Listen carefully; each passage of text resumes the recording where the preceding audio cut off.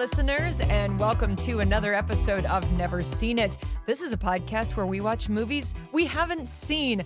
I'm your host this week. My name is Betsy, and with me, as always, is Trent. Hi, I'm the devil. You're also 40 years old as of this recording being released, Trent. Fuck. Now, in your defense, today when we're recording, you haven't reached that height yet. But No. if people are listening and don't know, this past Friday, Trent turned 40 years old. So you should all wish him a very happy birthday on any of our social media pages because he wants to be reminded. Sure I do.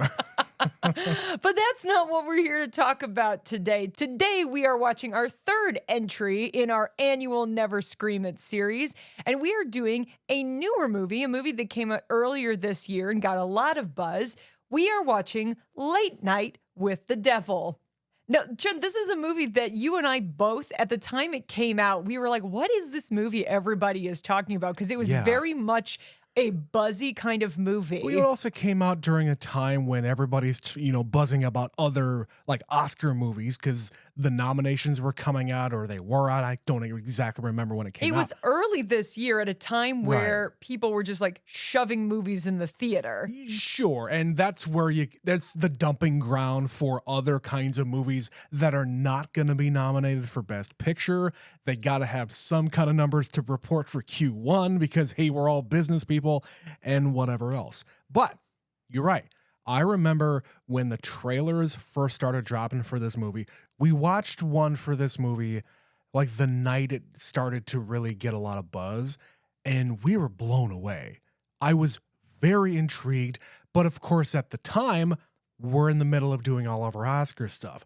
We don't do scary, spooky, whatever kinds of movies that this would be called. We don't do those kinds of movies, not during Never Scream It. Rarely, because especially now this year, we only do one episode per week. We also don't do a lot of brand new movies. We don't do a lot of brand new movies. We really have to want to see it. And we wanted to see this, but it's just like, we just don't have a spot for it now. So for you people, we saved it for Never Scream It. We've been wanting to watch this movie all year. Literally at the time it came out, I wanted to go see it, but we weren't sure if, do we want to do an episode about it? Do we just want to go see it?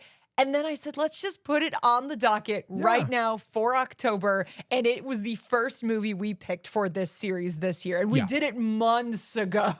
Yeah, and we always like to have a newer movie on the list for Never Scream It just to get, hey, this is how filmmakers are making movies right now. We also like to have some classic ones that, hey, we're going to announce at the end of this episode, our final one for Never Scream It will be a classic horror movie. You're just going to have to stay tuned in until the end of the episode to find out what that is. But yes, we wanted to get a new one in here. So we, like you said, watched a trailer. We also heard one of our favorite filmmakers, Kevin Smith, describe this movie as Network meets The Exorcist. And we were like, okay, hold on. Yeah. Now you've interest piqued my interest. But apart from what we heard other people saying about this movie, Trent, what do you know about Late Night with the Devil? So this is kind of a period piece. This is set in the 1970s. It is set in a late night talk show format, and this fictional guy is going up against Johnny Carson. And there's a ratings war happening, and this talk show host is going to have a special for Halloween to try to help their bad ratings, I guess. Now, I read the description of this thing before we sat down here, so I don't want to reveal everything that I know about this, but suffice it to say, the entire movie is, I think, the lead up to this special and the special itself, and then nothing else. Yeah, it's kind of behind the scenes the night they're filming this. Yeah. But in the trailer, they go right into it. He's doing like some sensational things for the time. Yeah, it's also live, by the way. Oh, yeah. Okay. So they're trying to do these kind of sensational things to get ratings. One of them, namely, being, I think, calling in the supernatural to get people to tune in. Like doing a real seance and bringing people, mediums in here just as a goof, but maybe they're really trying to be serious. In the 1970s, trying to get people invested. The only person I know who is in this is the lead. This is the guy, I'm going to butcher this last name, is like David Desmalchian. Sure. Good enough for me. He's one of those guys with the most distinct face. Totally. Once you have seen him, you definitely remember him. And we'll talk much more in depth later in the episode about him. But apart from him, as I understand it, it's a pretty low budget movie. Yeah. It's something that kind of came out of nowhere earlier this year and people really took to it. Yeah, like you said, I looked through the IMDb cast list. I didn't recognize anybody else but the main guy. So, like with a lot of other, low budget kind of horror movies that are made for, I guess this was made for the TV channel Shudder, which I believe just put out a follow-up movie in the VHS series. Have you heard of those? I mean, I've heard of them. I don't know anything about them. They just made another one. It's a channel or like a I know streaming Shudder, service yeah. that specializes in these kinds of movies. So I'm glad for you freaks out there who like this kind of stuff. But I'm really excited for this one. So let's go watch it. All right. Well, with that, we're going to go watch Late Night with the Devil, and we will be right back.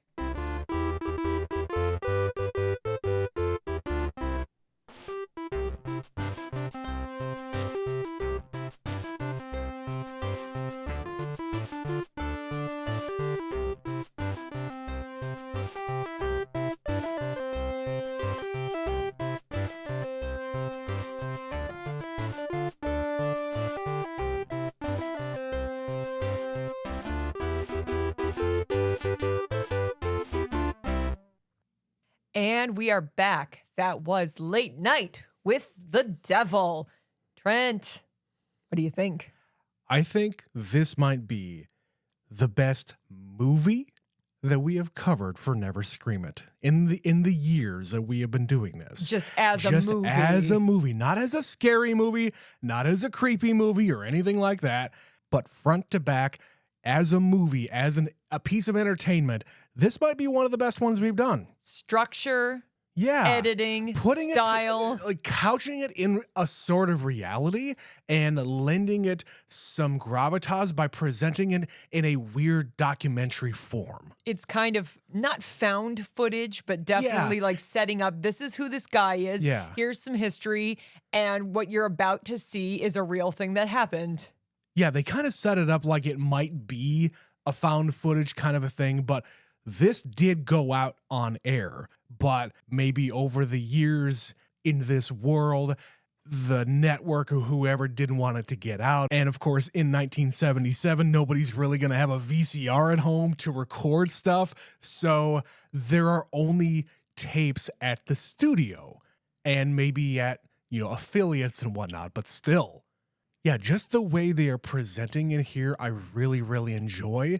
Plus, all of the other footage between the scenes of them going backstage and talking about what's happening and them talking about, oh yeah, we need to bring these guys back as regulars. Every week we should have a segment where we Right. summon a demon. Right.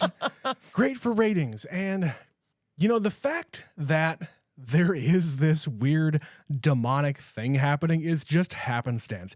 Hey, it's a Halloween special. We didn't mean for all this to happen. We have so many other guests lined up that we could have brought on, but hey, people are responding to this, so we might as well just keep on going. Yeah, it's a real slow burn. Like, I knew it would be because of the kind of story it is. It's a theme night on this show. It's Sweeps Week. They gave us all the history about when this show started and who this guy was. Yeah, we got 8 minutes of this entire backstory of this Preamble. guy, the show, everything. Yeah, we got the preamble. We know, okay, who he is, how long he's been on the air. His wife tragically died a year ago. He's doing this spooky show night because he's always, always, always second place to Johnny Carson. Yeah. And we're going to bring out the guy who can commune with the dead, and we're going to bring out a skeptic. And then at the end of the night, after we summon a demon, we're going to have a woman sing. But actually, Bumped for time. we're going to bump her to next week. We'll have her back some other night. Oh, I go back to how this is all presented as if it was a real talk show because quote unquote, it was. Because, again, this is just the footage from that night that hasn't been seen since October 1977. Yes, I really liked the structure where it could have easily gone to a place where it's all, we're watching a movie. Like, they Yeah. found ways to justify we were doing behind the scenes footage the night of this show. Because it's And a special night. because It's a special night. Yeah.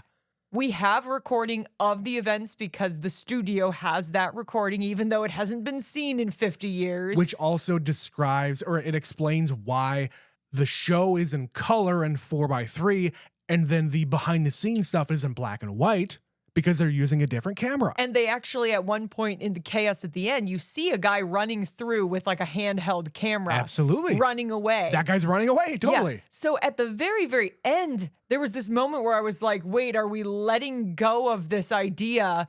But then they bring it back and you're like, okay, I totally get it. Like we could have just strayed away from this at any time and said, bait and switch, it's a completely different kind of movie. Totally. But no, they said there is a reason for everything in this movie, beginning to end, the structure, the behind the scenes, why this is happening, why it's happening to him, and we put a little button on it right at the end. And it's such a weird thing watching movies like this where it's in 4:3 and then suddenly it's not, and your brain like notices it but doesn't notice the changes. Because you're watching a movie. You expect Yeah. a movie to be in 16:9 and fill up the screen and be in high definition and whatnot. But it's not until we get these flashbacks to all of the other things where his mind is in the future, but his body is in the past. And we get the full frame of his memory presented to us in the movie. But it's not until we snap back to 1977 when he realizes what the fuck he just did and the cops are coming. There's definitely some complexity here. Yeah. But it's a great style. I really liked how they pulled this off. And you were looking into this. So this is set in 1977. It is Yep. Halloween night. And it actually is Sweeps Week, and this is Monday night. So you Yes. actually looked this up. Apparently, Halloween 1977 was on a Monday. This is accurate. That's the reason why they set this in 1977. Any Monday that Halloween fell on could have been the thing, but they chose this one for the setting. It's not because, hey, they wanted to mention Johnny Carson and all of the different chaos happening in America in the 70s. No, it's just because, hey, it's a Monday and it's Sweeps Week. And it's the other thing you said, that people don't have VCRs. They had nothing else to Yeah. do but watch it when it aired. And if It's you kinda didn't perfect. watch it when it happened, you missed it. Yeah. And this is the kind of night to remember that if you weren't there, you're never going to see it again. This is not the age of the rerun. It's live, baby. Yeah. So I absolutely love how they created this talk show for this movie. The structure is similar to other talk shows of the era, and now we have an opening monologue, there's a band, there's a sidekick, there's a standing stage, and there is a sitting stage.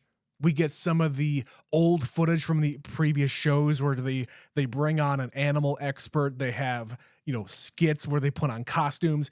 It's a talk show, much like what Johnny Carson did, but also it evolved into other things over the decades.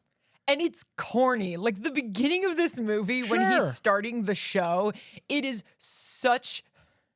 so many dated jokes. Like they make a Jimmy Carter joke about his brother. And I'm like, I don't even get that reference because I wasn't alive in 1977. Political humor. I don't know what that joke means. Like, was he really trying to get his brother in office? You're the historian for that kind of thing. I believe that is true. I don't know if it's that actually happened between, the FBI, CIA, or whatever. But yeah, Jimmy Carter's brother was an idiot. But see, I don't know that.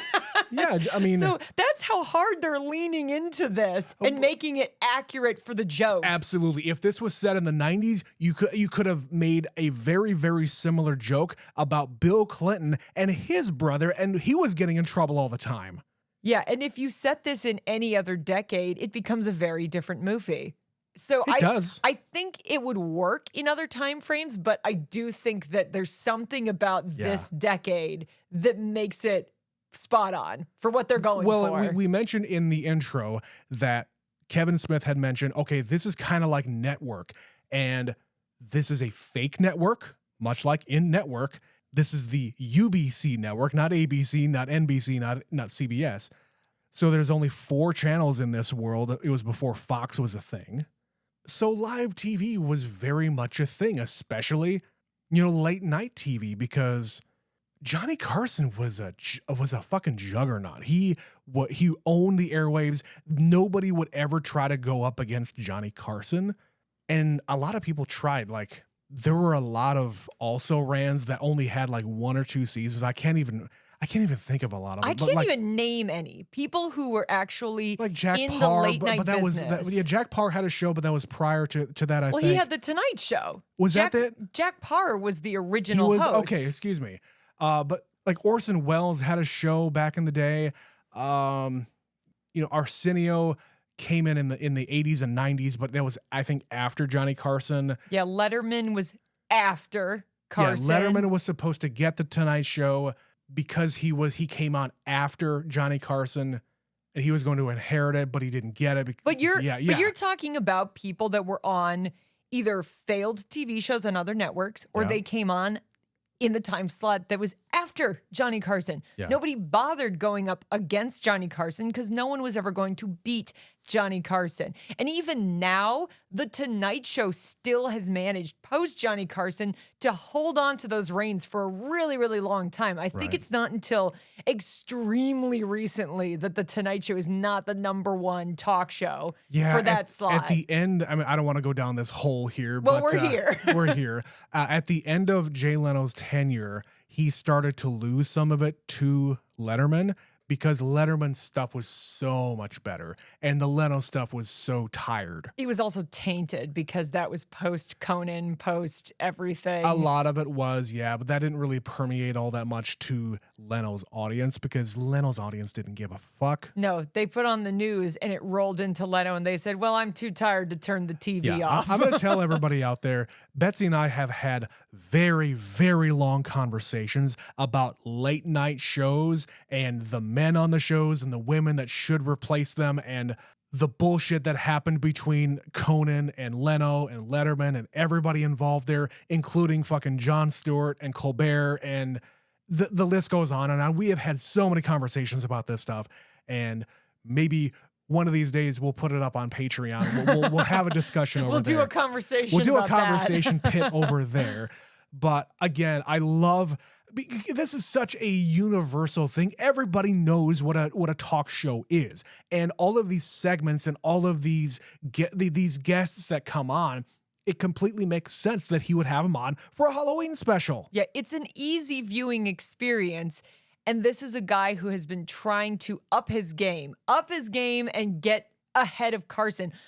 But at this point, Johnny Carson's been on the air already for what, fucking 20 years almost? Long time, yeah. A long time.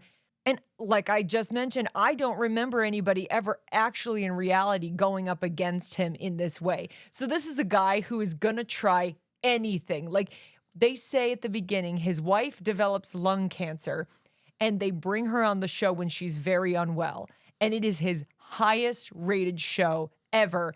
And he's still behind Johnny Carson. That is the level to which he has been going to try to get ahead of this guy.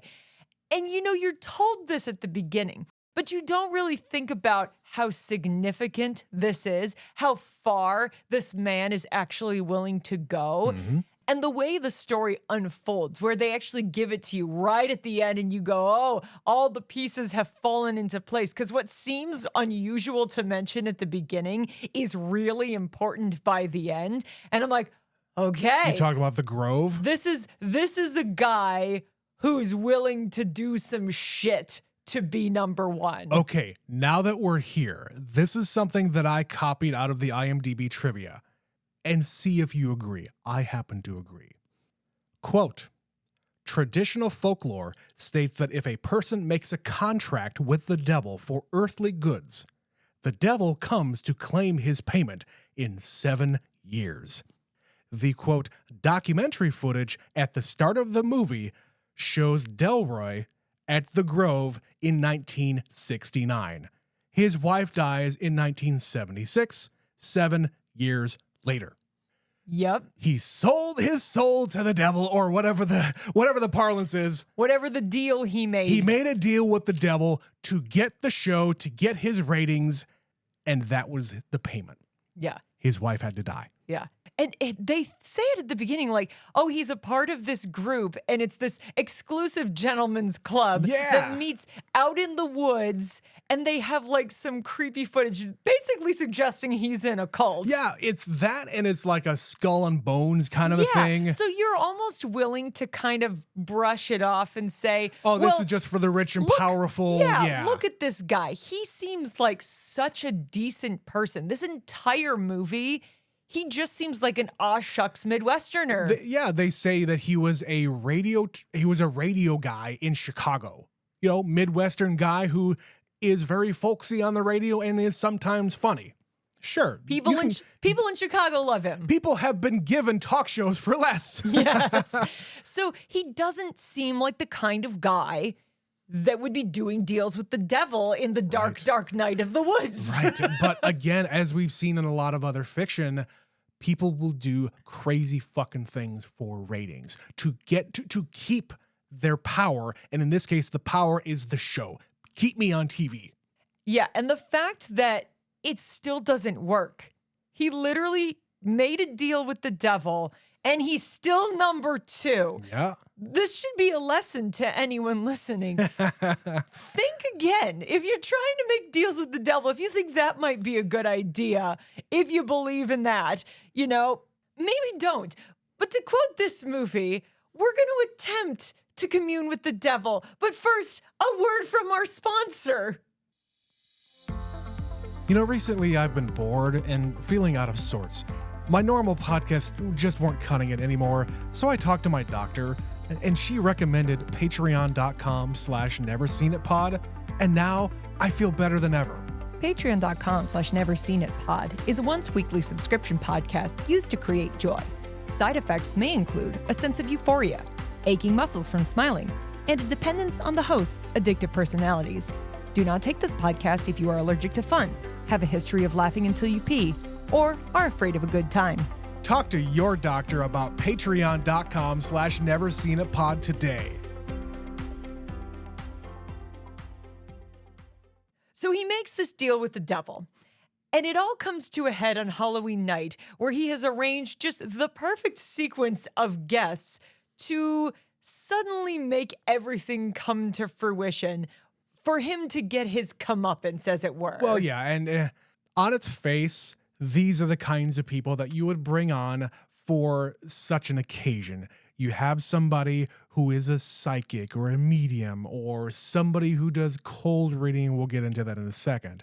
You have this skeptic guy who comes in, who is at least an acquaintance of Jack's, and maybe he's had him on in the past. Maybe he goes on to a lot of other shows, but he is at least known in this world. He's a former, illusionist. Yeah. Then you have on an author who wrote a book about, this cult that was doing weird devil shit. And she also brings on the subject of her book, that's the thing that's the weird part. But then, of course, at the end, you do what you'd normally do with a talk show. You have a special musical guest to end the show. That has nothing to do with anything. Absolutely not. I was trying to figure out how that was going to work into this. Well, yeah, I mean, you think about a normal, like an SNL thing. Right before one of the last sketches, they bring on the musical guest one more time to close it out, and then they have like 1 or 2 more sketches, and then that's the end of the show. Same thing on a regular late night talk show. The comedian / musical guest / magician or whoever is going to be the featured guest at the end of the show, that's where they go on, and then they say goodbye. But we begin the show with Christu, the guy who can commune with the dead. And you and I, again, have had many conversations about this. People who play these parlor tricks and try to take advantage of people who are grieving, they suck. They are the lowest of the low and the worst of the worst. Absolutely. And they even give you that this guy probably isn't the real deal, at least at the beginning. He's doing that thing where he's like, I'm getting a name, a P, a Peter, Peterman, Peterson. And he's pointing to the entire crowd, asking anybody out there to volunteer some information. It's called cold reading. Yeah, and then when he finally hits on the people in the front, he's even saying Edward, and they're like, Edmund? Is it Edmund? Yes, Yeah. that's it, Edmund. Yeah, and the skeptic guy in one of the breaks goes up to him and starts asking questions of these people. And it's revealed here that, one of the producers and one of the people that Christou came with started asking questions. That's more, I think that's what they call hot reading or warm reading or something like They that. were They loitering- get real information. They were loitering around before the show started in Yep. the lobby with the audience, talking to the people who were going to watch the show and basically getting the information they needed for him to do a reading. Exactly. To get accurate information to make it seem like he was getting real information. Yeah, it might seem like, oh, well, they were so moved and he really helped them. It's icky. It's icky to do that to people. It's complete bullshit. Because at some of these shows where I can't even remember one of the fucking guys' names. He used to have a TV show on like E or whatever. Asshole McGee, we shall call him. Whatever. He, during his shows, number one, you have to sign an ironclad NDA. You cannot talk. You cannot take any photos or videos or anything from these shows when you go to them live. Because if you do, they will sue the pants off of you. But also, during these shows, you have to fill out these questionnaires asking you, what are you hoping to accomplish by coming to this thing? Who are you wanting to commune with? What's their story? And it goes on and on and on. And the producers of the show pick out the ones that the asshole on stage will try to pick out and think that they're going to work for the show. They pick them out. And that's what they use on the television show. Because they don't use everything. Because he doesn't always get it right. Because No. he can't. No, and the fact that they introduce a skeptic, this Carmichael guy, it's a nice touch because he sits there and he is the you and the me, where he's like, this is bullshit. I have offered a substantial reward to prove anything paranormal, and I have not written one check. Okay. Now you said that this guy represents you and me. Yes and no. Because Betsy, this guy is based on a real person. I asked you before we sat down here if you knew the name James Randi or the Amazing Randi. Not that I can remember. Yeah. So James Randi was a real guy. He went by the Amazing Randi. He came up in the magic world. He's an illusionist, whatever else. Later on in his life, he worked a lot with Penn and Teller. Not only with their own magic, but like exposing the fakes. But he also created this institute where he would offer real money, legit money. He had contracts, he had lawyers, he had everything set up. If any paranormal person who claimed to have some kind of supernatural powers can come to him in a controlled environment and prove that they had any kind of supernatural anything, they would get paid a lot of money. A lot of people came to him, and everybody went home empty-handed. Everybody. This guy went around the world trying to get people. He wanted more than anything to be proven wrong, and he never was. He died in 2020. He was born in the 1930s. No, I don't know this guy. I'm sure that this is a thing that people do because everybody on planet Earth forever has wanted to prove that there's stuff like this that exists. Yeah. But nobody can prove it because it's much more fun to believe it than it is to actually have it be proven as And real. People, humans on this planet want to be fooled. They want to see something that they've never seen before. That's why magic and magicians are still so popular today. Oh, yeah. The first dude doing cold readings, I had a guy that did that kind of a thing, not communing with the dead, but more like party tricks and stuff. Sure. He came to our college and he somehow managed blindfolded.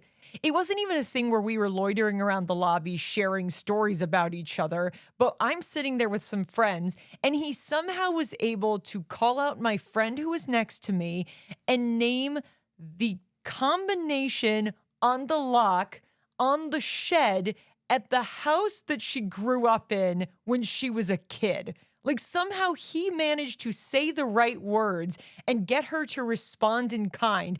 And he got her to tell him without telling him. And she had no idea how he did it. He also knew what color underwear I was wearing, but that was a whole weird different thing. That is a weird transition you made there. But the point is, all he was doing was asking questions. And somehow we all are dumb enough that we said exactly what we needed to say for him to get the answer. So I'm not going to knock the talent involved because it is definitely a skill. It's just how you apply it. So that's sort of the tone here, where you've got this guy who's going to be on the entire episode pointing out all of the reasons this is fake.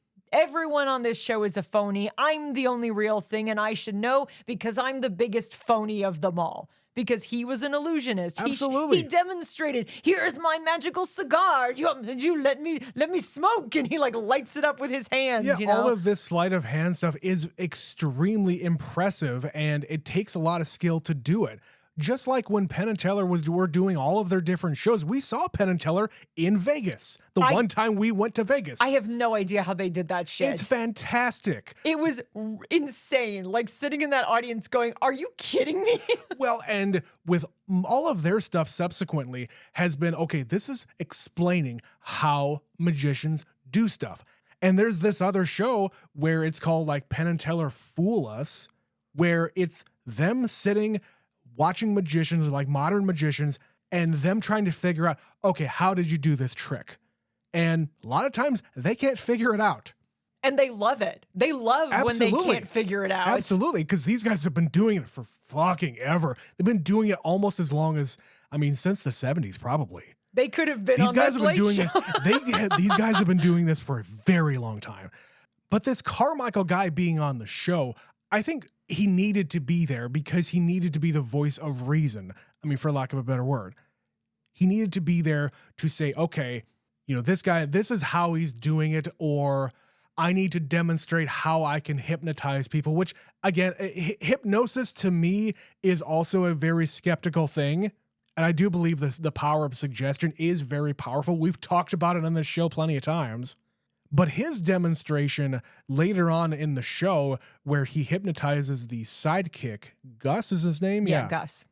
He hypnotizes not only him, but the people in the audience, the crew, the cast, and the people out in the world. At home. Yeah. Yeah.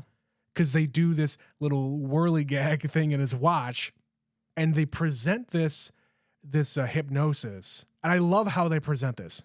They present this as, okay, this is what everybody is witnessing at the time. But really, when they play it back, it's just him making the suggestions to the guy.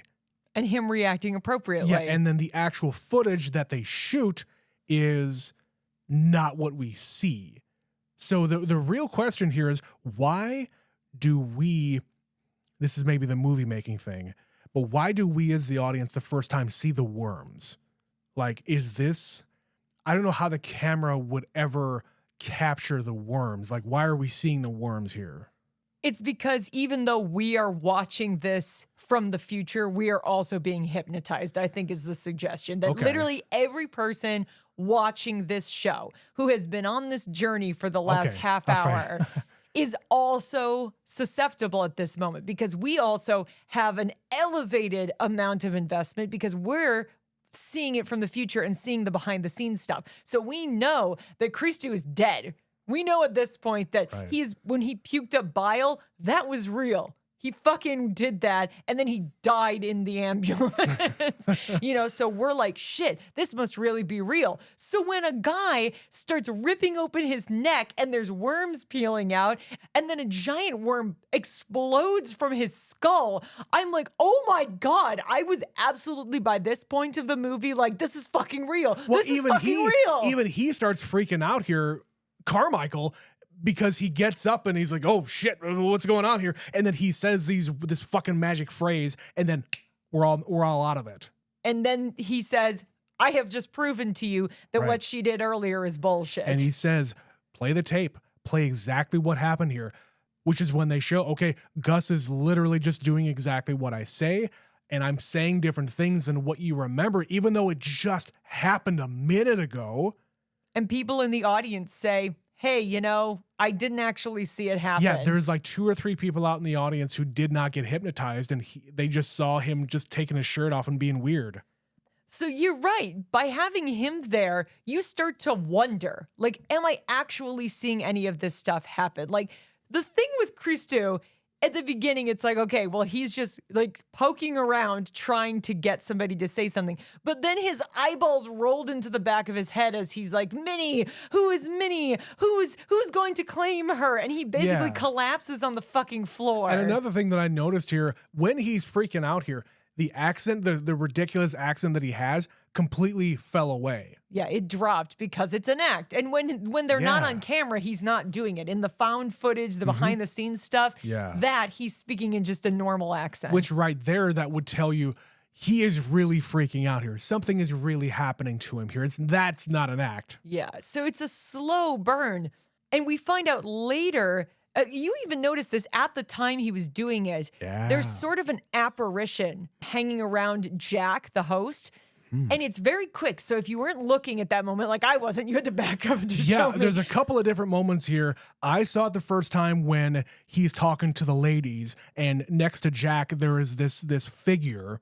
And then later on, during one of the breaks, after Lily is there is when they're backstage, there's a television on with a bunch of static, and there is a face, an image of a woman's face on the thing for a split second. Yeah, and there's clearly something else going on that we aren't aware of because we keep hearing that tech guy saying, we're not seeing it. I don't know what you're hearing up there in the booth, but we're not hearing it down here. That's your problem. We're not seeing it. So there's something happening throughout this entire night. As we're getting the details, as we're like, okay, that's weird. What's actually real? What's not real? And it's a very slow build to get there. But the real moment, of course, is when he brings out Dr. Jill and Lily. And he insists that they're going to do a demonstration on let's summon the demon. So she is possessed. And this girl, this 13-year-old is freaky as shit.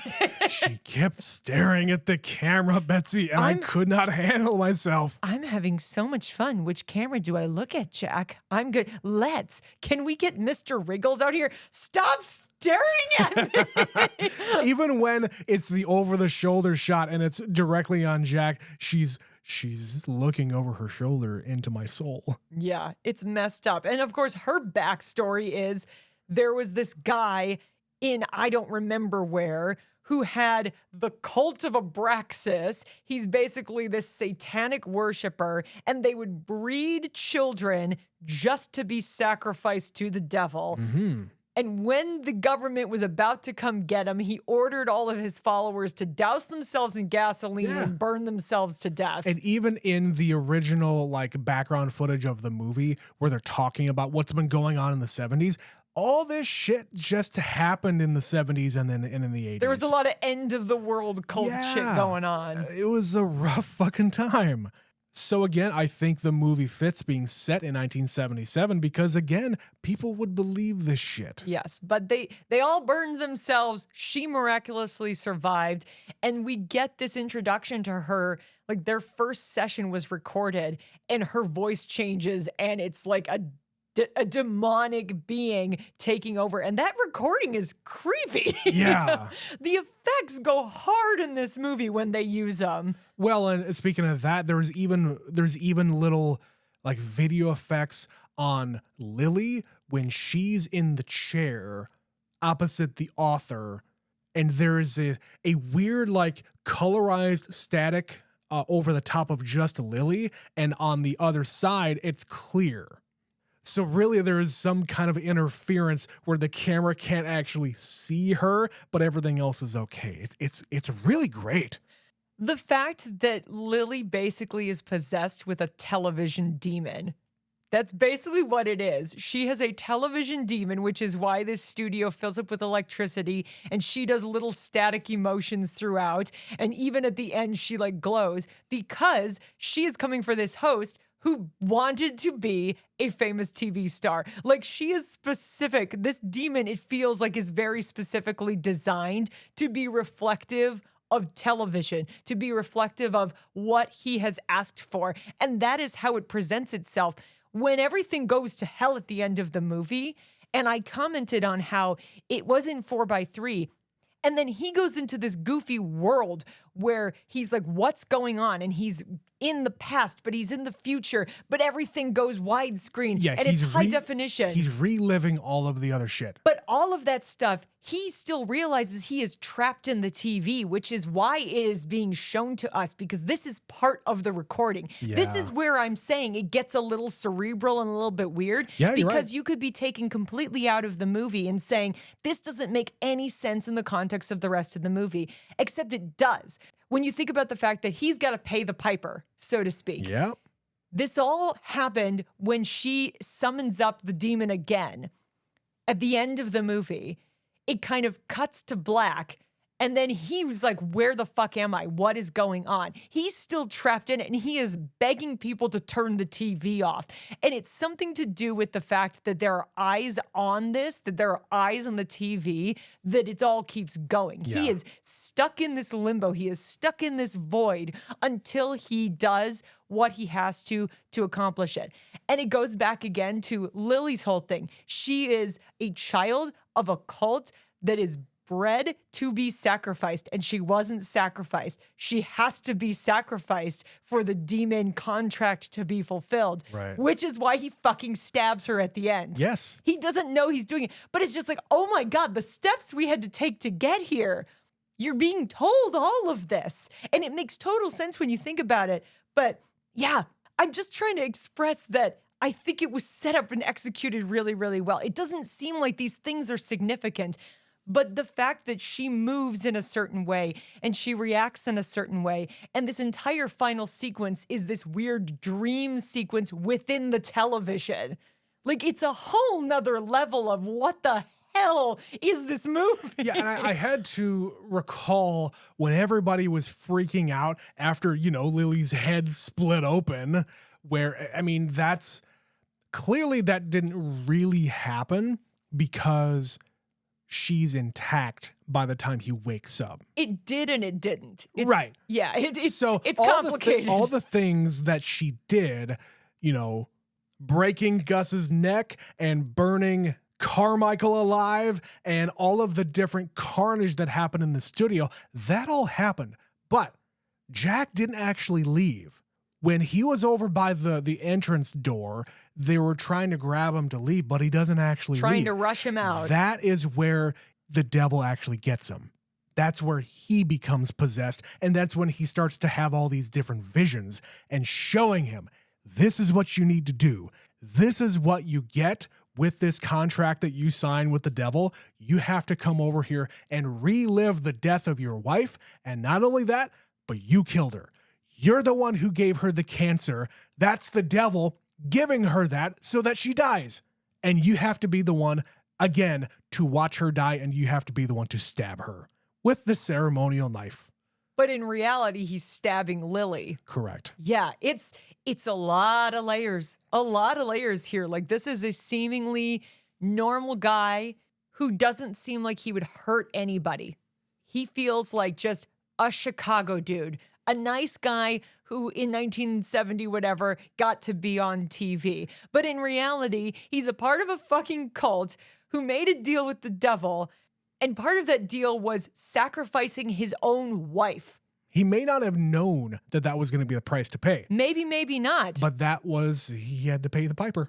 So let me ask you this. So that's where we get to. And there's the apparition throughout this that is suggesting that his wife is there. The spirit of his wife is present. There's that one little frame of the footage that they play back, and the image of his wife is just kind of hanging over him. So what do you take of her being here? Is it more protective? Is it more, I'm about to cross over for my final bow, as it were, because it's Halloween? And I don't think that is actually the wife. I think that is the demon that is projecting all this shit. You don't think at any time that she was actually present. No. You think it's just his own personification of what he's going through. He sees her because he wants to see her. Well, everybody else sees her too, but I think this is the demon doing the projection here. Or it might have something to do with the fact that, hey, it's the contract with the devil, and he has to suffer for whatever he did. I mean, it could also be the power of suggestion. He Yeah, that sees his too. wife, so he's going to believe it. He's going to believe it's his wife. And that's why he does what he has to, because he feels bad about his wife dying. He doesn't like seeing her suffer. He doesn't want to relive that again. And he will do anything to end it. When that's not really what he's doing. No. So let's back up just a little bit. We kind of touched on it. What did you think of the actual moment where they summon Mr. Wriggles, where Lily is in the studio strapped to a chair and she comes out as, Linda Blair, exorcist looking girl? Yeah, I think that's really where they're going for here. They didn't really do too much here to make it all that special. It's just, hey, it's kind of a run-of-the-mill possession. You see one of those, you see them all. But like they strap her to the chair and she floats up a little bit and her face kind of gets all fucked up. So again, I don't really know what you're asking here. So I mean, I guess, did you find it effective? There's certain moments in this movie where you have to buy in. You have to buy into what's going on and believe, accept that it's real, that there's really some shit happening in this studio tonight. Now, us, the viewer, because we're watching a movie, we know that this is what's going to happen, but it could all be a fucking hoax. Like, this movie could have gone any number of directions because they set up at the beginning, he's in this cult. Maybe it's an elaborate practical joke. Maybe it's not real possession. Like, what the hell happened with Christou? Maybe he had like a, explosive ulcer or something. There's so many ways that this skeptical guy starts to sound pretty logical for us. Everybody starts to explain away. Everything is fine. All I care about is that people are still glued to the television, and we're gonna continue on with the farce. Yeah. The phones are lighting up. Like, people are calling in, they are watching. So just keep going, no matter what. Yeah, and I think that right there, what you're saying, is the real, devil in the details. Pun intended. Pun very intended. He is obsessed with ratings. He doesn't care that Christou is dead. He doesn't care that this girl might be traumatized even further if you continue to put her through all this stuff. He's not listening to any kind of humanity. He's listening to his producer. He's listening to his director. He's listening to the dollar signs in his head. Yeah, half of his crew is about to walk off. Yeah. His announcer's going to walk off. Gus, his sidekick, is talking to him directly saying, dude, what the fuck is going on? We're about to bolt out of here, and you're freaking everybody out. Stop this thing. Yeah, you need to have a healthy respect for the shit you don't understand. But because he is so obsessed with ratings, that's what got him here in the first place. So the other thing we haven't really talked about is the fact that he's sleeping with that other doctor. Yeah, I don't know if there's anything to do with the fact that she's also in this cult in the Grove, so I don't really know what else to read into there. Did they explicitly say she's a part of it? I don't think so. Or is it just a thing where you're supposed to pick up on the fact that, yeah, they're involved? Or is it more, he says something like they basically set this up to happen. He says the book came across his desk and he couldn't stop thinking about it. As if somebody who wanted this all to go down this way slipped him the book, and then he got in contact with this woman. He happened to have a relationship with her, and then gets her through that relationship to get the girl on the show so that she is there so that he can fulfill his destiny. Yeah, it's again, really 10 of dominoes. I really don't know why there needed to be a relationship between these two people, because when they go backstage and they're kind of talking very, very closely, I got that inkling that, oh shit, is there something going on here? Why are they so close? And it is revealed when the demon shows up that the demon starts talking about it. And the demon knows him. The demon says, I remember you. Haven't Right. seen you in a while. Not Right. since the woods. That's what we're talking Some about here. ominous shit. That was the 1969 thing that they showed in the very, very first footage when he's out in the woods. Yeah, the more we're talking about this, the more I'm like, oh shit, that makes sense. And this makes sense. And there's a detail. The Devil's in the Details is kind of the perfect alternate title for this movie. I mean, for an hour and a half movie, this movie is fucking deep. Yeah, there's a lot going on here. And the more I'm talking about it, like I said, it feels like there's so much intention behind the characters' maneuvers and who everybody is and how they got here and why they're here specifically. And you being this folksy talk show host is, again, just a front because you are a part of this thing that is causing whatever to happen in the world. You're part of this cult. You don't deserve to be here because you're the guy who made the deal with the devil, and here you are, and this is the price that you have to pay. Not only is your wife dead, you're the one who killed her, and oh, by the way, you just murdered a little girl on live television. Yep. That's what people saw. Yep. And you're going to be very famous very soon. I know Yeah. it, creepy Yeah. little girl. Yeah. All right. Well, since we got here, we need to talk about the star of this movie. So, David, again, I don't remember how to say his name. David Dastmalchian. I'm going to go with, I'm not exactly sure. I'm so sorry. This is a guy that had his very first acting role in The Dark Knight. Yeah. And the first time this movie trailer dropped, I immediately went, that's the guy from The Dark Knight, because he's great as as just these creepy, eccentric guys. And if you do not remember, he is one of the guys that the Joker recruits that pick up certain people. He has a police uniform on. He's one of the guys during the police funeral where Joker doesn't have his makeup on. He's the one who specifically gets taken by Harvey Dent.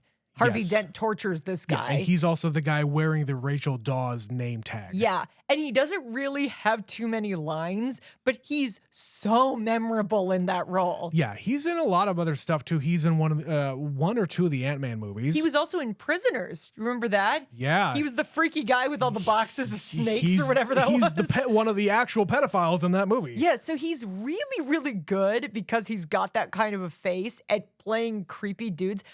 But I also get the sense he's just a really nice guy. When he was out doing press for this movie, people were so excited for him because this is the absolutely. first movie that he is the star of. I saw a review when I was doing some research here before we sat down, and I saw a review saying, man, this is just proof that this guy needs to be a leading man. And I agree. He was fantastic in this movie. He has this attitude. He can turn it on at a moment's notice. But at the same time, you can see that there's something underlying here that he's only doing this for himself. He doesn't care about these guests. He doesn't care about the audience. He just wants the ratings. Yeah, he's smarmy and charming. And, he's not what I would call traditionally handsome man, but because he was so good in it and this woman is like having an affair with him, I start to believe, yeah, he is a handsome man. I'm like, why am I thinking this? Because he's got the talent. He's got the goods. Yeah. And he translates that to this character. And yeah, I really hope that after this movie, more people will see that and give him a shot. I understand that sometimes people just don't know what to do with certain actors. Totally. Now, he's made a great career for himself in the last 10, 12 years. So we'll be really interested to see where it goes from here because we're now however many months since this movie came out. We'll see. I haven't heard any more things coming his way, but I saw a lot of videos of him talking about the movie, about him doing the press tour, and he just seemed like a really genuine guy who was excited to be here. Yeah. All right, we've covered a lot of ground, but I'd be willing to bet you've got at least one or two more thoughts before we wrap this up. Yeah, I had a couple things. One I really enjoyed was the static interstitial images that they put up between the segments, like when they're going to commercial, when they're coming back from commercial. And that's it's something that Letterman tried to do even later on in his show. and I really appreciated those. Well, I'm kind of surprised it took us this long to get to this topic. Do you remember the controversy with this movie? No. It involved those specifically because that skeleton image is definitely AI generated. I did read something about that. I don't know. I have to assume if they did it for that, they did it for all of them. But that was something that made me hear about this movie. That was one of them, was everybody was getting really worked up about it.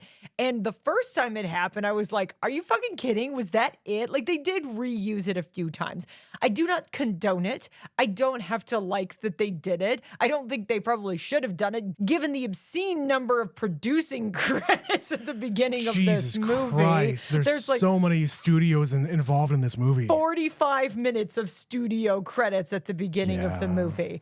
But yeah, that was one of the things that everybody was really upset about. And I forgot about that. I know, and I would be remiss to not bring it up. Like, I think as time goes on, people will probably forget about that or move on from it unless it is a part of the IMDb trivia and everyone will remember it forever. I think it would be a near perfect movie if that wasn't sort of a cloud hanging over its head. And it sucks that they did that, and I hope that they have learned their lesson and that they won't do it again. But, you know, Hollywood. Just pay artists. It's not that hard. You know, you could have found some schmuck on the internet to draw those for you in about, a day. Yeah. And the last thing I had was I like the doctor's interpretation of possession, like demon possession, as being psychic infestation. You know, like you got bugs in your attic. Metaphorical bugs that are sent from hell. Yeah.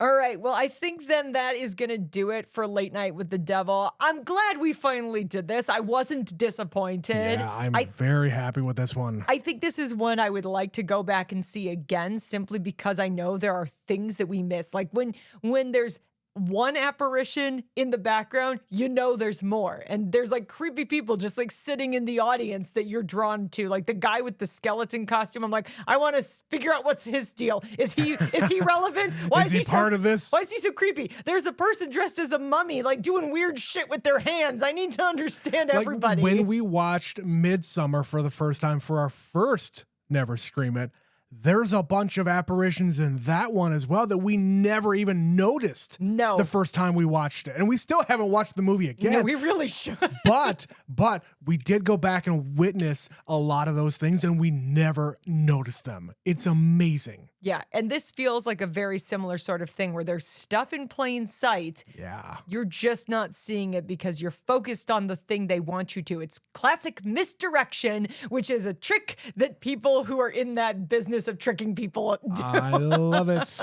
So that's going to do it then for Late Night with the Devil.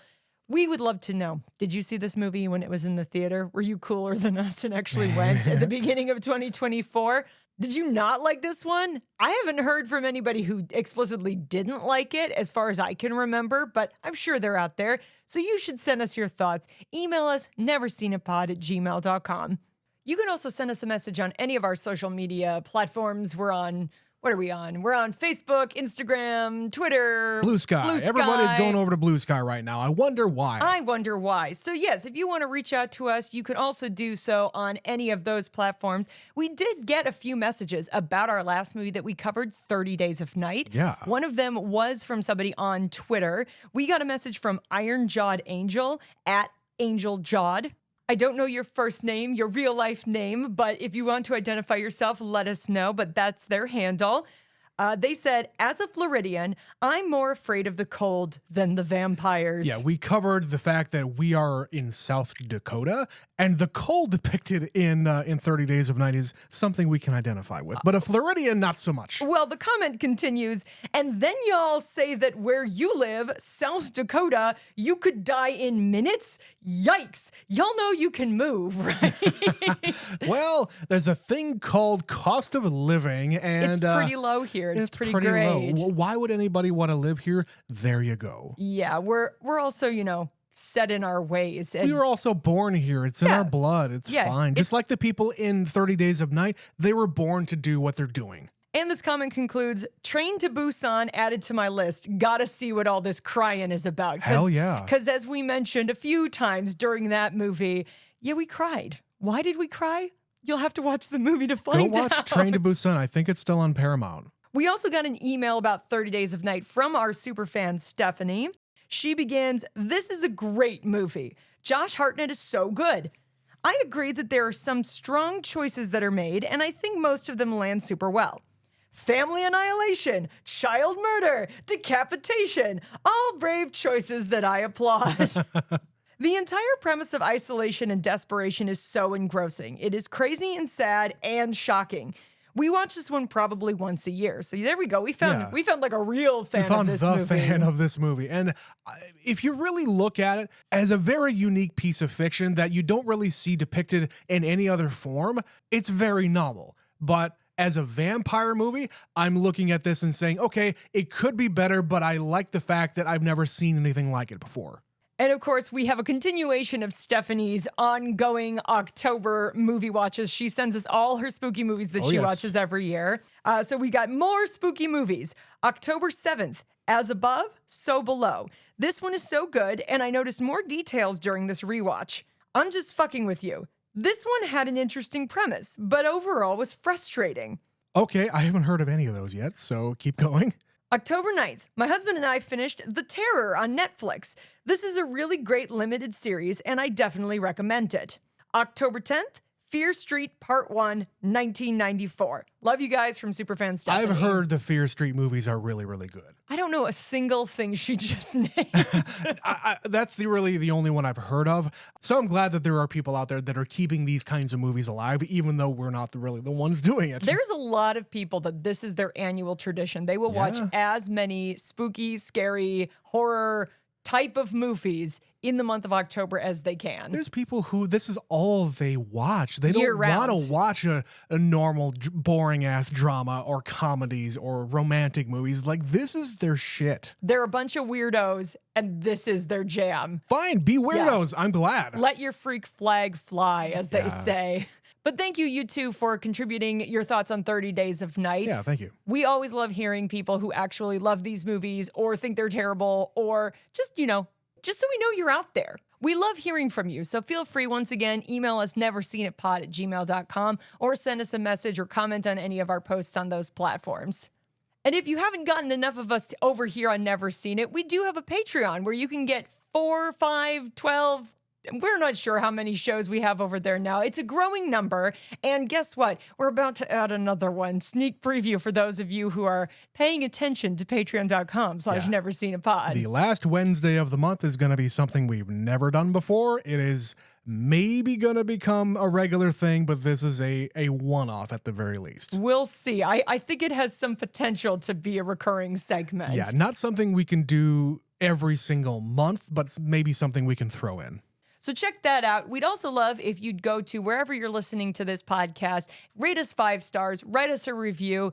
Just let us know how we're doing, because we like to hear from you.